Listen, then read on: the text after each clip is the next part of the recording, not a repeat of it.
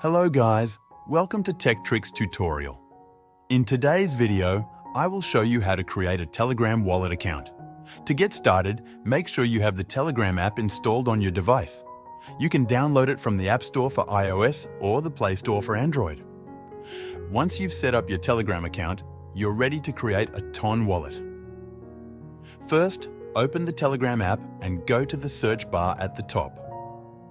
Type Wallet and tap on the bot that appears. You'll see a button that says Start at the bottom of the screen. Tap on it to begin the setup process for your wallet. Next, you'll see an option to create a new wallet. Make sure to follow the on-screen instructions carefully. Once your wallet is set up, you'll see your wallet interface. From here, you can manage your TON tokens, send or receive cryptocurrencies, and even add other assets like Bitcoin or USDT if needed. To add funds, tap on Receive and you'll be given a QR code or wallet address that you can share to receive payments.